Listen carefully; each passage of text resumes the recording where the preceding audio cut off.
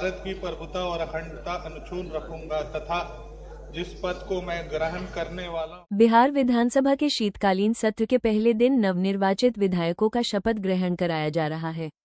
Pro tem speaker बारी बारी से सभी विधायकों को शपथ दिला रहे हैं। इस बीच आरजेडी के टिकट पर पहली बार चुनाव जीतकर सदन पहुंचे सीवान के पूर्व सांसद शहाबुद्दीन के बेटे ओसामा शहाब ने विधायक पद की शपथ ली है। ये भी दिलचस्प है कि ओसामा की सीट भी तेजस्वी के ठीक पीछे थी। ओसामा जब शपथ ले रहे थे तो तेजस्वी के साथ बैठे राजद नेता पीछे मुड़कर ओसामा शहाब की ओर देखने लगे। बता दें कि शहाबुद्दीन के निधन के बाद सियासी जमीन तलाश रहे ओसामा और उनकी मां हिना शहाब के साथ पिछले वर्ष अक्टूबर 2024 में आरजेडी में शामिल हुए थे। तभी से उनके चुनावी डेब्यू की अटकलें लगाई जा रही थीं। आखिरकार आरजेडी ने ओसामा को रघुनाथपुर सीट से अपना उम्मीदवार बनाकर चुनाव मैदान में उतारा था। ओसामा के खिलाफ जेडीयू ने विकास कुमार सिंह को उम्मीदवार बनाया था। तब चुनावी सभा को संबोधित करते हुए केंद्रीय गृह मंत्री अमित शाह ने कहा था कि शहाबुद्दीन ने सीवान को लहूलुहान किया, ओसामा को जीतने मत देना। हालांकि अमित शाह की हुंकार पर ओसामा भारी पड़े और जेडीयू उम्मीदवार को करीब 9000 से अधिक वोटों से हरा दिया और आज विधानसभा में विधायकी की शपथ ले ली है।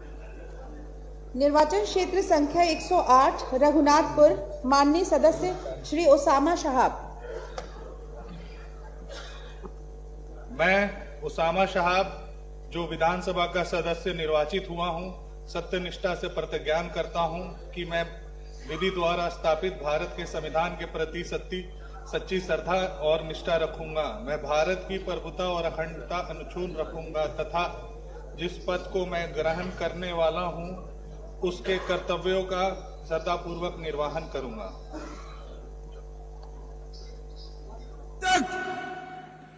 A category history sheeter Shahabuddin 75 case, 2 कारावास, ट्रिपल मर्डर, एसपीएस सिंगल पर हमला, चंद्रशेखर और 2 साथियों का हत्या, छोटालाल गुप्ता का हत्या, मुन्ना चौधरी का हत्या, व्यवसायियों के बेटे को तेजाब में नहलाकर गला दिया था। मगर मेरे सिवान के बहादुर जनता शहाबुद्दीन को कभी सरेंडर नहीं हुए। शहाबुद्दीन को कभी सरेंडर। हमारे ओम प्रकाश जी बैठे, ओम प्रकाश जी आगे आओ। शहाबुद्दीन के सामने ओम प्रकाश जी को आपने सांसद बनाकर भेजा। और भाइयों बहनों, आप सभी लोग एकजुट हो जाइए, एक मुश्त हो जाइए। इसी शहाबुद्दीन के बेटे को रघुनाथपुर से फिर से एक बार लालू ने खुद टिकट देने का काम किया है। मगर मैं सिवान वालों को कहने आया हूं, अब नरेंद्र मोदी और नीतीश कुमार का राज है। 100 शहाबुद्दीन आ जाए, किसी का बाल बांका नहीं हो सकता। सिवान वालों, यही भूमि से लालू रबड़ी को जवाब दे दो।